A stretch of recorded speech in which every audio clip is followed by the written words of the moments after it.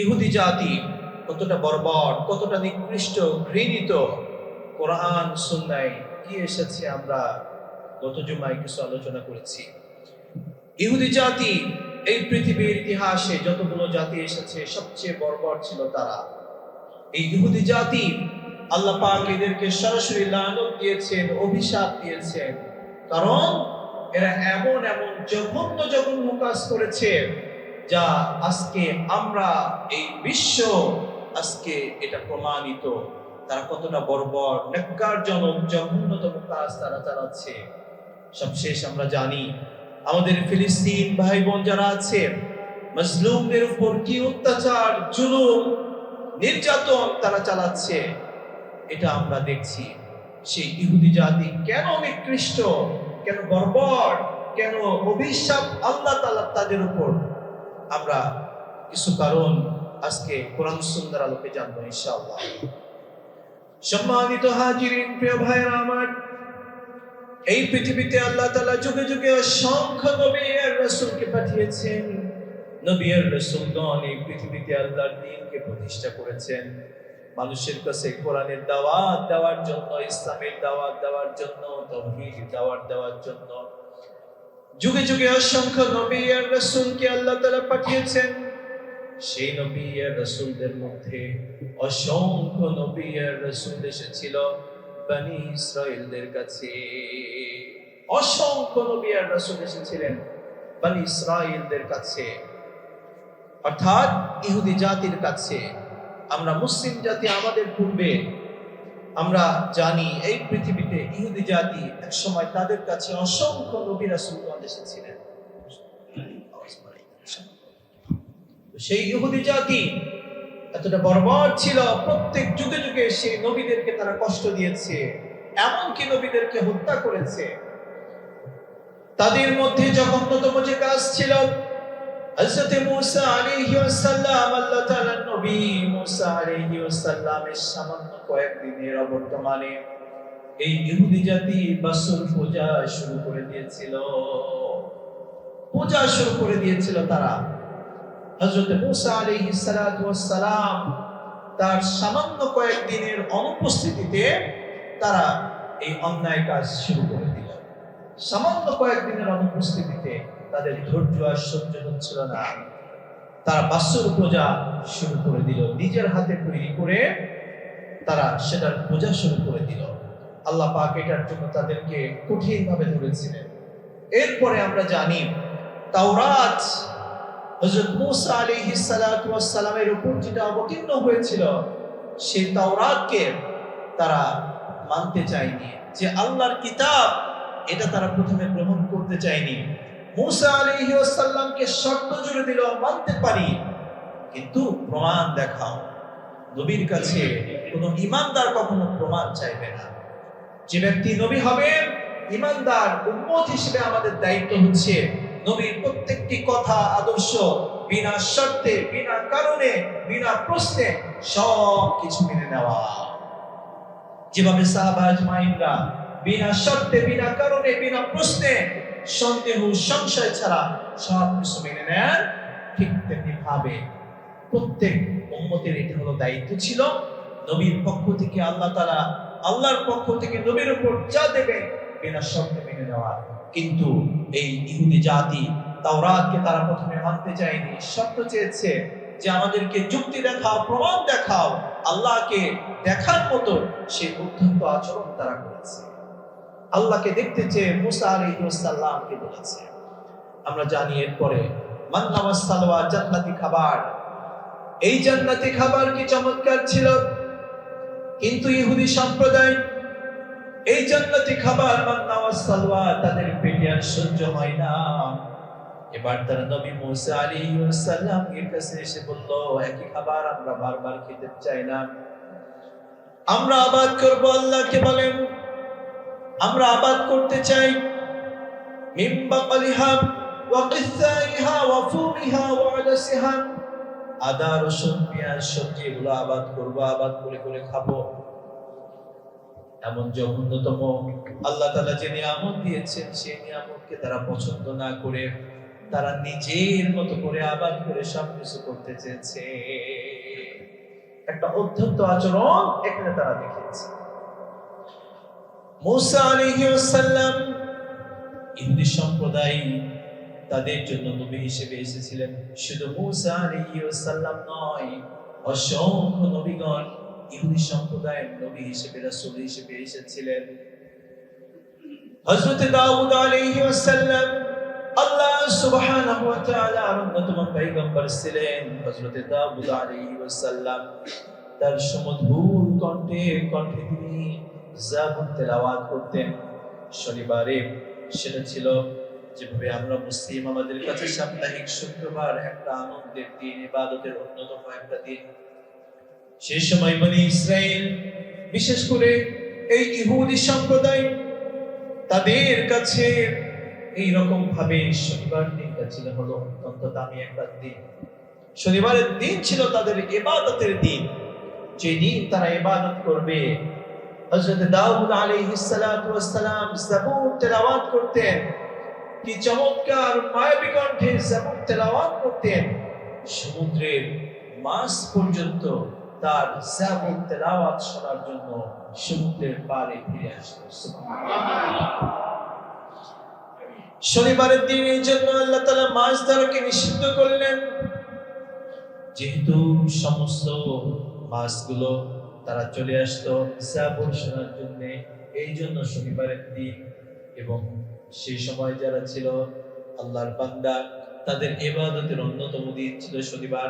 শনিবারের দিন মাছ ধরাকে বন্ধ করা হলো। কিন্তু ইহুদি জাতি তারা তো একটু উল্টা কাজ করে, কোন কাজ সঠিকভাবে করতে জানে না, তাদের রগের মধ্যেই তো উল্টা।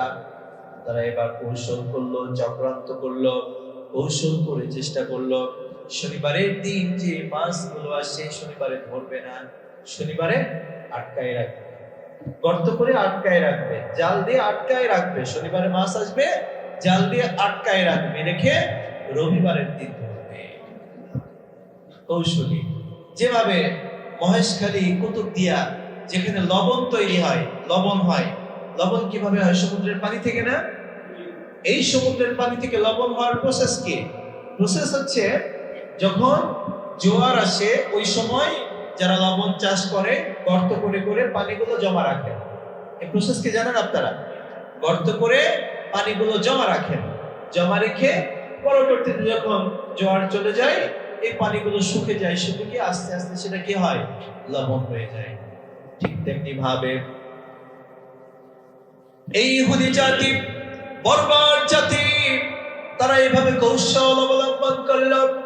শনিবারের দিন যে মাছগুলো সমুদ্রের পাড়ে চলে আসতো শনিবারের দিন, তারা সেগুলোকে ধরতো না, না ধরে এটাকে আটকায় রেখে রবিবারের দিন ধরতো।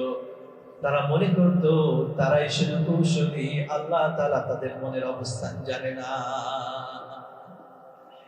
ইয়ালামু মা ফি তুখফি সুদুরিহিম, আমার মনে যা কিছু আছে সেটা সামান্য হোক না কেন আমার রব সেটা জানে। কথা বলেন? একটা চিন্তাও যদি আমি করি সেটাও রব আমার জানেন। সেই গহীর আবাজন বন, সেই বনে একটা গভীর জায়গায় যেখানে সূর্যের আলো পৌঁছায় নাই, সেখানেও যদি একটা পাতা পড়ে একটা আওয়াজ হয়, সেই আওয়াজ আমার রব জানেন। কথা বলে ঠিক না? রবের অগোচরে পৃথিবীর কোনো কিছু অসম্ভব। এইরকম ভাবে তারা কৌশল অবলম্বন করল। আল্লাহ পাক সেই কথা পবিত্র কোরআন কারীমের মধ্যে সুন্দর করে বলছেন, ওয়াসআলহুম আনিল ক্বরিয়াতিল্লাতী কানাত হাদিরাতাল বাহর।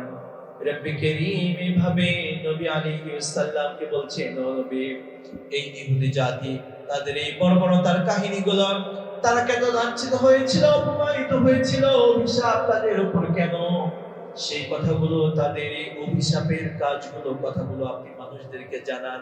ওয়াসআলহুম, জিজ্ঞাসা করেন, আনিল ক্বরিয়াতিল্লাতী কানাত হাদিরাতাল বাহর, সমুদ্রের পাড়ে যে জনপদ বসবাস করত সেই জনপদের মানুষগুলো, তাদের কাছ থেকে জিজ্ঞাসা করেন। আল্লাহ পাক বলছেন, ইদিয়াদুনা ফিস সাবতি, যখন শনিবার আসতো ঈদ তাতিহিম হিতানুহুম ইয়াওমা সাবতিহিম শুরআ, সেই সময় মাছগুলো যখন ভেসে ভেসে আসতো, সেই মাছগুলোকে তারা বিভিন্ন কৌশলে আটকে রাখতো। ويوم لا يسبتون لا تأتيهم كذلك نبلوهم بما كانوا يفسقون। আল্লাহ বলছেন তারা যে কৌশল অবলম্বন করতো, এই পাপ কাজ যে করলো, সীমা লঙ্ঘন করলো, এটার জন্য রব্বুল কারীম তাদেরকে কঠিন শাস্তি দেবেন।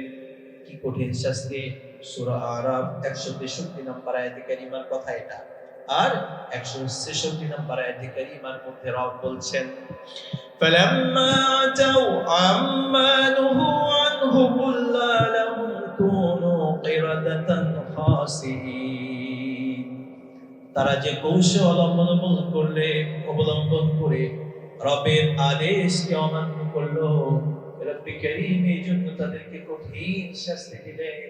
কঠিন শাস্তি দিয়ে তাদেরকে বানরে পরিণত করে দিলেন। শাস্তি দিয়ে তাদেরকে বানরে পরিণত করে দিলেন। আজ অনেক যারা শিক্ষাবিদ, অনেক সায়েন্টিস্ট, তারা বলে মানুষ হলো কই থেকে, ডারউইনের সেই মানব তত্ত্বের ইতিহাস তারা বিভিন্ন বইও এক সময় তারা বহুলভাবে আলোচনা করেছে। তারা বলে মানুষ সৃষ্টি কই থেকে? বানর থেকে। আসলে বানর থেকে তৈরি ওই মানুষগুলো যারা ইহুদি, যারা এই চিন্তা করে অভিশাপ পেয়েছে, ওই মানুষগুলো সত্যিকার অর্থে মনে হয় বানর থেকে বিভিন্ন পর্যায়ক্রমে মানুষ হয়েছে। কোন সুস্থ সবল মানুষ এই চিন্তা করতে পারে না, এই তত্ত্বের আলোচনাও করতে পারে না যে মানুষ বানর থেকে সৃষ্টি হয়েছে, পর্যায়ক্রমে মানুষ এসেছে। মানুষকে আল্লাহ তাআলা লাকাদ খালাকনাল ইনসানা ফি আহসানি তাকওয়িম, চমৎকার একটা অবয়ব দিয়ে সৃষ্টি করেছেন। সেই মানুষ কেমন করে বানর থেকে তৈরি হবে? যাই হোক, মূল কথা, এই শনিবারের দিন মাছ ধরার কারণে আল্লাহ তাআলা তাদেরকে বানর বানায় দিলেন। তাদের মধ্যে 3টা ভাগ হয়ে গিয়েছিল সেই জনপদের মানুষের মধ্যে। প্রথম ভাগ ছিল যারা এইরকম ভাবে কৌশল অবলম্বন করে, তারা মাছকে শনিবারে আটকে রেখে রবিবারে ধরতো প্রথম দিকে। পরবর্তীতে এই কৌশলকেও তারা ছাড়িয়ে গিয়ে শনিবারে মাছ ধরা শুরু করে দিল। সেকেন্ড এক সম্প্রদায়, তাদের মধ্যে একটা ভাগ হলো তারা এই কাজকে একেবারে অস্বীকৃতি জানালো যে না, এটা আল্লাহর আদেশ, কেন তোমরা লঙ্ঘন করবে? এই কাজ করা যাবে না, এটা ঠিক হবে না। তারা এই কথা বলে তারা তাদের যে মানুষগুলো এই অন্যায় করতো তাদের থেকে টোটালি আলাদা হয়ে গেল, যে আমরা তোমাদের সাথে কথাও বলবো না, সম্পূর্ণ আলাদা হয়ে গেল, যেন আমরা এই পাপের সাথে নাই। এই পাপ কাজ দিয়ে তাদেরকে নিষেধ করলো এবং নিজে সেই পাপ কাজ থেকে তাদের থেকে কি হয়ে গেল? দূরে চলে গেল, আলাদা হয়ে গেল। আর 3 নাম্বার, তারা মাছ ধরতো না, তাদেরকে নিষেধও করতো না। তারা মনে মনে ভাবতো যে এই কাজটা খারাপ, নিজেরা এই কাজ করতো না কিন্তু নিষেধও করতো না। তাফসীরের কিতাবে এসেছে যখন আযাব চলে আসলো, তাদেরকে বানর বানিয়ে দেওয়া হলো, ওই যে শুধু 2 নাম্বার কোয়ালিটির মানুষগুলো যারা ছিল, নিজেরা এটা করতো না এবং তাদেরকে নিষেধ করত, শুধুমাত্র আল্লাহ তাআলা তাদেরকে বানর বানান নাই, তাদেরকে মুক্তি দিয়েছেন। যারা এটা করেনি, চুপ থেকেছে, অর্থাৎ নিষেধ করেনি, আল্লাহ তাআলা তাদেরকেও আযাব দিয়েছে, শাস্তি দিয়েছে। সুতরাং এটা প্রমাণিত হয় আজ সমাজে যদি অন্যায় চলে, আজকে আমি যদি চুপচাপ থাকি, ঘরের কোনায় বসে থাকি, মসজিদের কোনায় বসে যদি সেটার প্রতিবাদ না করে শুধু তাসবিহ পড়ি, আমি নামাজ পড়তে পড়তে কপালকে কালো বানিয়ে ফেলি, আল্লাহ পাক আমাকে ছাড়বেন না। আল্লাহ পাক ছাড়বেন না। অন্যায়ের বিরুদ্ধে অবস্থান নিতেই হবে, যদি না নেই আযাব আমার জন্য অপেক্ষা করছে। হযরত লূত আলাইহিস সালামের সময় তার সম্প্রদায়ের মানুষগুলো যখন সে অন্যায় কাজে লিপ্ত হয়ে গেল, রবের পক্ষ থেকে এবার আল্লাহ পাক ফেরেশতাদেরকে আদেশ দিলেন, যাও ওই শহরটাকে উল্টায় দাও। ফেরেশতারা বললেন, হে রব, এই শহরের মধ্যে তো আপনার একজন আবেদ বান্দা আছে, যিনি আপনার সবসময় ইবাদত বন্দেগী করেন, অরব এই মানুষটা আছে, আমরা কি তাকে বাদ দেব? রব বললেন না, ওই পাপী বান্দা আছে তাদেরকে উল্টাও। একই সঙ্গে যে ব্যক্তি মানুষকে নিষেধ না করে চুপচাপ থেকেছে, শুধু আমল নিয়ে ব্যস্ত থেকেছে, সে কেন চুপচাপ থাকলো, এই অন্যায়ের প্রতিবাদ করে নাই, সেই মানুষটিকে সহ ওই শহরটাকে উল্টাই দাও। নাউযুবিল্লাহ। সুতরাং অন্যায় সামনে হবে, যদি চুপ থাকি অন্যায় শাস্তি আমাকেও পেতে হবে, আমাকেও পাওয়া লাগবে। তাহলে এরপরে এই শনিবারে মাছ ধরা, এটার কারণে আল্লাহ পাক এই ইহুদি জাতিকে কঠিন শাস্তি দিয়ে তাদেরকে মানুষ বানাই দিয়েছিলেন। এরপরে আসেন, তারা হযরত মূসা আলাইহিস সালামের উপর অপবাদ দিল। কি অপবাদ? মূসা আলাইহিস সালাম অত্যন্ত লাজুক নবী ছিলেন।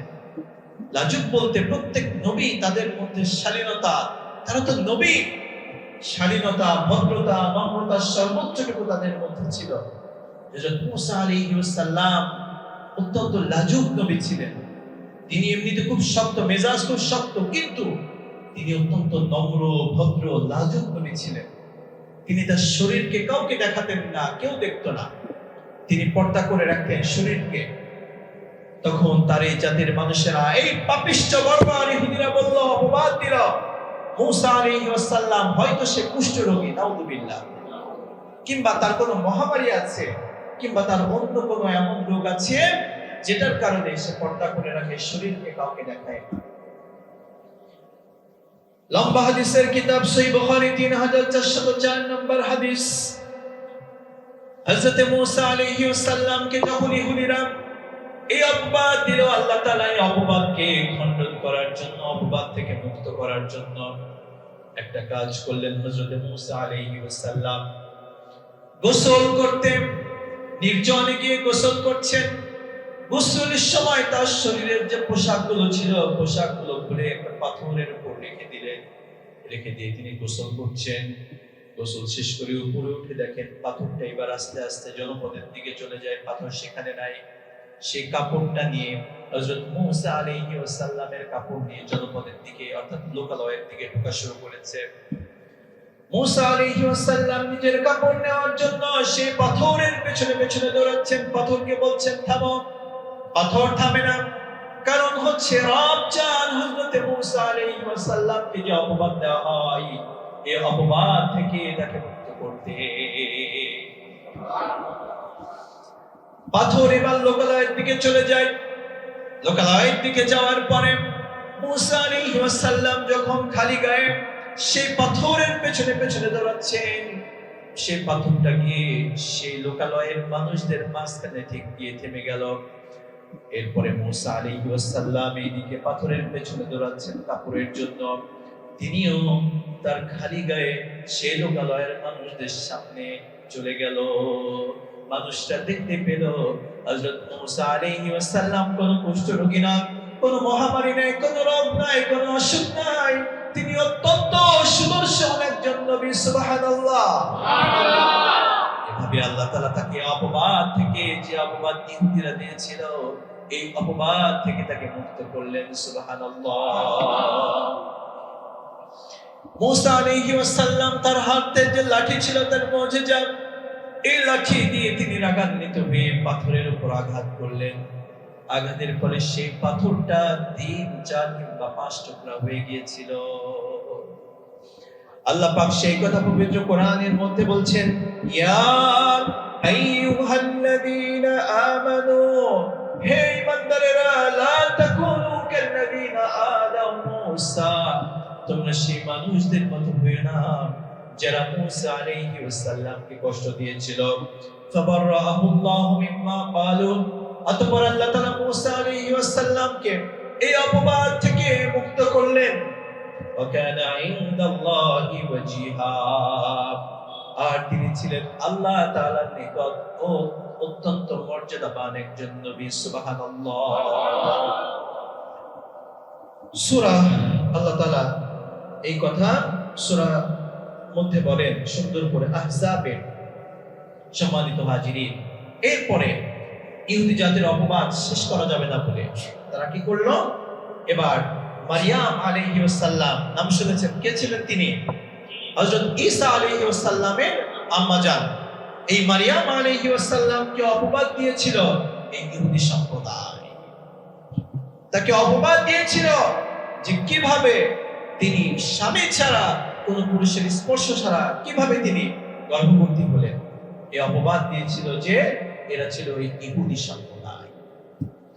আল্লাহ তাআলা চাইলে সবকিছু পারেন, সবকিছু তার কুদরত, তার ক্ষমতা। আল্লাহ দেখিয়েছেন যে তিনি স্বাভাবিক নিয়ম হচ্ছে স্বামী ছাড়া কখনো সন্তান হয় না, স্বামী ছাড়াও যে সন্তান হতে পারে, রব যে এটা পারে, আল্লাহ তার কুদরত হযরত মারিয়াম আলাইহিস সালামের মাধ্যমে বিশ্ববাসীকে দেখিয়েছেন। সুবহানাল্লাহ। এরপরে ইহুদি জাতি আল্লাহর সাথে বেয়াদবি করলো কিভাবে? রব্বুল আলামিন ইহুদি জাতির অপরাধের কারণে বললেন, এই যে সম্প্রদায়, অর্থাৎ একটা সম্প্রদায়, একটা গোত্র ছিল যারা ছিল অভিশপ্ত, সেই শহরটাই ছিল অভিশপ্ত শহর। সেই শহর দিয়ে যখন তোমরা পার হবে, পার হওয়ার সময় তখন বলবে, ইত্তাতুন নাগফির লাকুম, আয় আল্লাহ আমরা ক্ষমা চাই তোমার কাছে, আমাদেরকে মাফ করো। এই শব্দ বলতে, ইত্তাতুন নাগফির লাকুম, এটা বলতে বলতে, এই স্লোগান দিতে দিতে কি করবে? এই শহর পার হবে। আমরা যেভাবে মিছিলের সময় অনেক কিছু বলি না, আমরা কি বলি? এই যে ফিলিস্তিনের ইস্যু নিয়ে আমরা বললাম ফিলিস্তিন জিন্দাবাদ, ফিলিস্তিন জিন্দাবাদ, আমরা বললাম বিভিন্ন স্লোগান দিয়ে আমরা। তো আল্লাহ তাআলা মূসা আলাইহিস সালাম তার যে সম্প্রদায় ছিল এই ইহুদি জাতি, তাদেরকে আদেশ দিলেন যে তোমরা যখন এই শহর দিয়ে, অভিশপ্ত শহর দিয়ে পার হবে, তখন তোমরা হিত্তাতুন নাগফির লাকুম, এটা বলতে বলতে তোমরা পার হবে। কিন্তু এই অভিশপ্ত ইহুদি জাতি আল্লাহর কথা কে শুনে? তারা তো বর্বর, তারা তো সভ্য মানুষ না, তারা আল্লাহর অর্ডারকে অমান্য করে এবার তারা নিজের মতো করে বলল, হিত্তাতুন, হিত্তাতুন মানে গম চাই, হিত্তাতুন মানে কি? গম চাই। আবার এটাও আসছে হাব্বাতুন ফি শারাতিন, যে আমরা গম চাই, গম চাই বলতে বলতে এই শহর পার হলো। নাউযুবিল্লাহ। আল্লাহ অর্ডার করলেন একটা, অধ্যত্ত আচরণ করে, বৃদ্ধাঙ্গুলি দেখিয়ে বলতে গেল কি? আমরা গম চাই, গম চাই বলতে বলতে শহর পার হয়ে যেতে লাগলো। আল্লাহ তাআলা রাগান্বিত হলেন তাদের। এরপরে শুধু তাই নয়, যখন যাকাতের বিধান নাজিল হলো যে তোমরা যাকাত দাও, তাদের জন্য যাকাতের বিধান ছিল, তখন এই ইহুদি সম্প্রদায় তারা কতটা বর্বর, নিকৃষ্ট। তারা বলল, ইন্নাল্লাহা ফাকীরুন ওয়া নাহনু আগনিয়া, আল্লাহ হলেন ফকির। নাউযুবিল্লাহ, জোরে বলেন না নাউযুবিল্লাহ। ইন্নাল্লাহা ফাকীরুন ওয়া নাহনু আগনিয়া, আল্লাহ তাআলা হলেন ফকির, তাই তার জন্য তার যাকাত লাগবে, আর আমরা হলাম ধনী, এজন্যই তো আমাদের থেকে যাকাত দিচ্ছে। নাউযুবিল্লাহ। এই জঘন্য কথা তারা বলেছিল। শুধু তাই নয়, আল্লাহর কাছে আরো আল্লাহর ব্যাপারে জঘন্য শব্দগুলো তারা ব্যবহার করলেন। ইয়াদুল্লাহি মাগলুলা, এই ইহুদি সম্প্রদায় বললেন ইয়াদুল্লাহি মাগলুলা, আল্লাহর হলো হাত বাঁধা আছে। নাউযুবিল্লাহ, আল্লাহর হাত বাঁধা। নাউযুবিল্লাহ, জঘন্য জঘন্য কথা আল্লাহর সাথে তারা বলে ফেলল। এরপরে সূরা আলে ইমরান 181 নম্বর আয়াত এসেছে। আল্লাহ তাআলা শুধু এই কথাগুলো শুনে রাখলেন।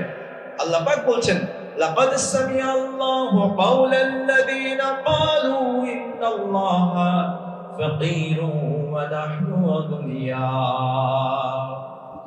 আল্লাহ তাআলা কিন্তু শুনে রেখেছেন, লিখেও রেখেছেন, লিপিবদ্ধ করে রেখেছেন এই ইহুদিরা আল্লাহর শানে যে কটূক্তি, নোংরা নোংরা কথাগুলো বলেছিল। সবশেষ কি হলো? ওয়ানাকুলু যুকু আযাবাল হারিক, আমি সব লিখে রাখছি, জমা করে রাখছি, সময় হবে তখন বলবো জাহান্নামে যাও, আযাব গ্রহণ করো, কারণ তোমরা এই মিথ্যা মিথ্যা কথাগুলো বলেছিলে। এরপরে তারা নবীকে হত্যা করল, নবীদেরকে, অসংখ্য নবীদেরকে হত্যা করেছে। হাদিস শরীফের মধ্যে এসেছে, হযরত আব্দুল্লাহ ইবনে মাসউদ রাদিয়াল্লাহু তাআলা আনহু থেকে বর্ণিত, كانت بنو إسرائيل في اليوم تقتل 300 نبي এই ইহুদি সম্প্রদায় এতটা বর্বর ছিল, এতটা জালেম ছিল, একদিনে 300 জন নবীকে তারা হত্যা করেছে। নাউযুবিল্লাহ। 300 জন নবীকে তারা হত্যা করেছে একদিনে। কতটা বর্বর ছিল তারা।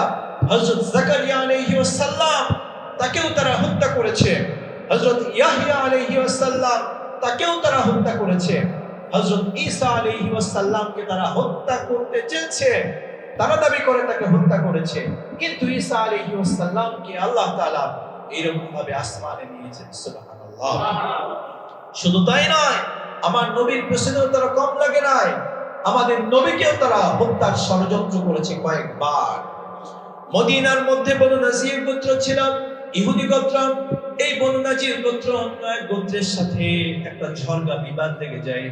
যখন এই বিবাদ লাগে, এই বিবাদ নিরসনের জন্য নবীকে ডাকা হলো। নবী আরবি সাল্লাল্লাহু আলাইহি ওয়াসাল্লাম কিছু সাহাবীদেরকে নিয়ে বিবাদ নিরসনের জন্য গেলেন। সে সময় এই বনু নজির গোত্রের এই ইহুদিরা চক্রান্ত করলো। নবী যে দেয়ালের সাথে হেলান দিয়ে বসেছিলেন, সেই দেওয়ালের উপর থেকে পাথর ফেলে নবীকে হত্যার সেই কুচক্র, সেই কুমন্ত্রণা, সেই খারাপ চিন্তা তাদের মধ্যে ছিল। নাউযুবিল্লাহ। কিন্তু আল্লাহ তাআলা নবীকে জানিয়ে দিয়েছেন, অতঃপর নবী সেখান থেকে সরে যাচ্ছে। এরপরে শুধু তাই নয়, বসেছিল না, আমার নবীকে জাদু করা হয়েছিল। এই জাদু করেছিল ইহুদিদের একজন। এরপরে আবার নবীকে বিষ প্রয়োগ করে হত্যার চেষ্টা করেছিল এই ইহুদিরা। ইহুদির একজন মহিলা সে ছাগল রান্না করে নবীর দরবারে পাঠালো এবং এই রান্নার ভিতরে সে ইচ্ছা করে বিষ মিশিয়ে দিয়েছে। এমন জঘন্য বর্বর কাজ করেছিল ইহুদিরা। আল্লাহ তাআলা সেটা নবীকে জানিয়ে দিয়েছিলেন ফেরেশতার মাধ্যমে। নবী যখন সেটা একবার মুখে দিয়েছেন, দেওয়ার পরেই বুঝতে পেরেছেন যে এটার মধ্যে বিষ আছে। এমন খারাপ কাজ তারা করেছিল। এমনকি আমার নবীকে হত্যার জন্য এই ইহুদির কর্তৃক বিভিন্নভাবে নবীর চুলগুলোকে সংগ্রহ করা হলো। সংগ্রহ করে চিরুনি থেকে সেই একেবারে খেজুর গাছের সেই শাখার সঙ্গে 11টি প্যাঁচ দিয়ে সেটাকে কূপের মধ্যে পুঁতে রেখেছিল। এমন ঘৃণ্য জঘন্য কাজ করার কারণে নবী 6 মাস পর্যন্ত অসুস্থ ছিলেন, একেবারে মুমূর্ষু অবস্থায় চলে গিয়েছে। এমন জঘন্য কাজ করেছিল ইহুদিরা। সুতরাং ইহুদিদের পণ্য বর্জন করতে হবে। ইহুদিদের সাথে আমরা মুসলিম কোন সম্পর্ক কোন অবস্থাতেই রাখা যাবে না। রাজি আছি তো আমরা ইনশাআল্লাহ? ইহুদিদের পণ্য বর্জন করবো তো ইনশাআল্লাহ? ইহুদির সাথে কোন জালিমের সাথে আমাদের কোন সম্পর্ক থাকতে পারে না। আমাদের কাজ, আমরা ইহুদিদের পণ্য বর্জন করব, কারণ তারা হলো বর্বর জাহেল। যে টাকাগুলো আমার আপনার কাছে পণ্য বিক্রি করে ব্যবসা করে লাভ করে, এই টাকাগুলো দিয়ে তারা বুলেট কিনে বোম আমার মুসলিম ভাই বোনদের উপর ফেলে তাদেরকে হত্যা করে। সুতরাং পণ্যগুলো কেনার আগে 10 বার করে ভাববে যে আমি কাদের পণ্য কিনছি, কাদের পণ্য কিনছি। এই টাকা থেকে, প্রফিট থেকে একটা অংশ চলে যাবে আমার মুসলিম ভাই বোনদের হত্যার পিছনে খরচ করার জন্য। সুতরাং সাবধান। গাজা, ফিলিস্তিন বহু দূরে, কিন্তু তাদের প্রতি আমাদের ভালোবাসা, সহানুভূতি আছে, কারণ তারাও মুসলিম। অপেক্ষা করেন, সামনে আমার যে পার্শ্ববর্তী দেশ, সেখানেও কিন্তু নতুন করে ফিলিস্তিনের সূচনা হচ্ছে। মুসলিমদের উপর জুলুম, অত্যাচার, নির্যাতন শুরু হচ্ছে। অসংখ্য মাদ্রাসাকে এর মধ্যে ভেঙে ফেলা হয়েছে। মসজিদকে, শত শত বছরের পুরনো মসজিদকে ভেঙে ফেলা হয়েছে। মুসলিম মা বোনরা পর্দা নিয়ে সুন্দরভাবে চলবে, সেটা পারছে না। ঘরে শুধু গরু জবাই করার কারণে, গরুর গোশত রান্না করার কারণে তাদেরকে পিটিয়ে হত্যা করা হচ্ছে। এই জাহেল হিন্দুরা সেটা করছে। আমাদেরকে সোচ্চার হতে হবে, সচেতন থাকতে হবে। আল্লাহ আমাদেরকে সঠিক বুঝ দান করুন। আল্লাহুম্মা আমিন।